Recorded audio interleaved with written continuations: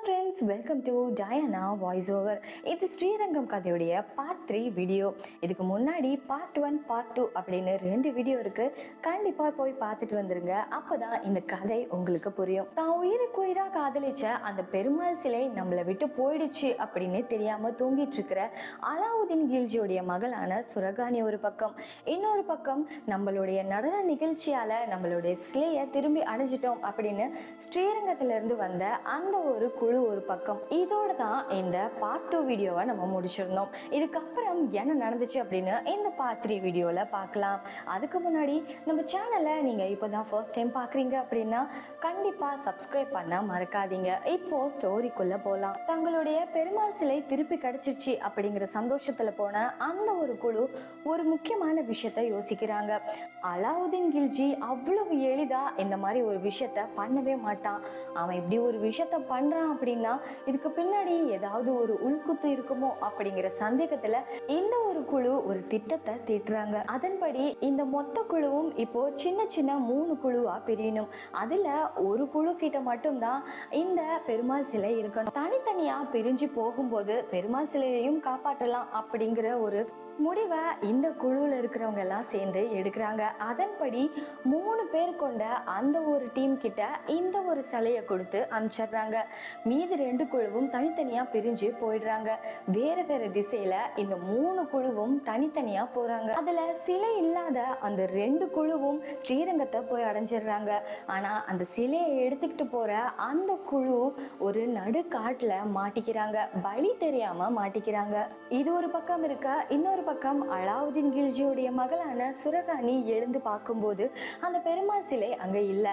இதனால ரொம்பவே வருத்தப்பட்ட சுரகானி, எனக்கு அந்த பெருமாள் சிலை வேணும், அந்த சிலை இல்லை அப்படின்னா நான் சாப்பிட மாட்டேன், தூங்க மாட்டேன், எங்கேயுமே வரமாட்டேன் அப்படின்னு ரொம்பவே அடம் பிடிக்கிறாங்க. இதனால அந்த சிலை மேல தன்னுடைய பொண்ணு இந்த அளவுக்கு காதல் வச்சிருக்காங்கிற விஷயத்தை தெரிஞ்சுக்கிட்ட அலாவுதீன் கில்ஜி உடனடியா அவருடைய படைக்கு ஒரு கட்டளையை போடுறாரு.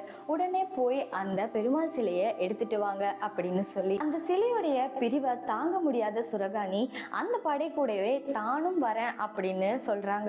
அதனால அலாவுதீன் கில்ஜியுடைய படை சுரகானி கூடவே அந்த சிலையை தேடி மறுபடியும் பயணிக்கிறாங்க. இப்படியே பயணிச்சு ஸ்ரீரங்கத்தையே கடைசியா வந்தடைஞ்சிடுறாங்க. ஆனா அங்க அந்த சிலை இல்லை. அதுக்கு காரணம் என்ன அப்படின்னா அங்க 3 குழுவா பிரிஞ்ச அந்த குழுல 3வது குழு கிட்ட தான் அந்த சிலை இருக்கு. ஆனா அவங்களும் இப்ப வழி தெரியாம ஒரு காட்டுல மாட்டிக்கிட்டாங்க. அங்க பசி பட்டினியில வாடி முக்காவாசி பேர் இறந்து போயிடுறாங்க. கடைசியா ஒருத்தர் கிட்ட மட்டும்தான் அந்த சிலை இருக்கு. அவரும் யாருமே இல்லாத அந்த காரணத்தினால அந்த நடுக்காட்டுல மாட்டிக்கிட்டு புத்தி பேதலிச்சு போய் கையில அந்த பெருமாள் சிலையோட அங்கேயும் இங்கேயும் சுத்திட்டு இருக்காரு. இவருக்கு அந்த விஷயம் தெளிஞ்சு இவர் ஸ்ரீரங்கத்தை நோக்கி போனா மட்டும்தான் இப்போ ஸ்ரீரங்கத்துக்குமே அந்த சிலை கிடைக்கும். இது தெரியாத சுரகானி ஸ்ரீரங்கத்துக்கே போய் அங்க பெருமாள் சிலையை தேடி கதறி கதறி அழுகுறாங்க. அந்த சிலையோடைய பிரிவை தாங்கவே முடியாம அங்கேயே பசி பட்டினியில இறந்தும் போறாங்க சுரகானி. அந்த சிலை மேல அவங்க வச்சிருந்த அந்த காதலுடைய ஆழம் அங்க இருக்கிற எல்லாருக்குமே புரிய வருது. அப்போதான் அங்க தொடர்ச்சியா பெருமாளுக்கு பூஜை செய்யற ஒருத்தருடைய கனவுல பெருமாள் வந்து எனக்காக உயிரை விட்டதுனால சுரகானிக்கு என்னுடைய மனைவி அப்படிங்கிற பட்டத்தை கொடுங்க, இந்த ஸ்ரீரங்கத்திலேயே சுரகானிக்கான மரியாதையும் செலுத்தப்படணும் அப்படின்னு கனவுல வந்து சொல்லிட்டு போயிடுறாரு பெருமாள். இதனால இறந்து போன அந்த சுரகானிக்கு ஸ்ரீரங்கம் கோவில்லையே மரியாதையும் செலுத்தப்படுது. அது மட்டும் இல்லாம பெருமாளுடைய மனைவிகள்ல ஒருத்தங்களா இந்த சுரகானியும் சேர்க்கப்படுறாங்க. இவங்கள பிபி நாச்சியார் அப்படின்னு சொல்லுவாங்களாம். ஸ்ரீரங்கம் கோவில்ல இவங்களுக்கு சிலை எதுவும் வைக்கப்படலை. ஆனா இவங்களுடைய உருவத்தை சித்திரமா அங்க வரைஞ்சிருக்காங்க. பெருமாள் சிலைய இவங்க படையோட தேடி வந்த அந்த ஒரு காட்சி அங்க சித்திரமா வரையப்பட்டிருக்கு. இந்த கோவில்ல பிபி நாச்சியாருக்கு ஒரு குறிப்பிட்ட காலம் மட்டும் இஸ்லாமியர்கள் சாப்பிடக்கூடிய ரொட்டி அந்த மாதிரியான விஷயங்களை நெய்வேத்தியமா படைப்பாங்களாம். அதே மாதிரி பிபி நாச்சியாரான இவங்களுக்கு அங்க பூஜை நடக்கும்போது பெருமாளுக்கு இஸ்லாமியர்கள் அணியக்கூடிய லுங்கியை தான் அணிவிச்சிருப்பாங்களாம். இது கேட்கவே கொஞ்சம் வியர்டா இருக்கலாம். ஆனா இப்பவும் இது ஸ்ரீரங்கம் கோவில்ல நடந்துகிட்டு தான் இருக்கு.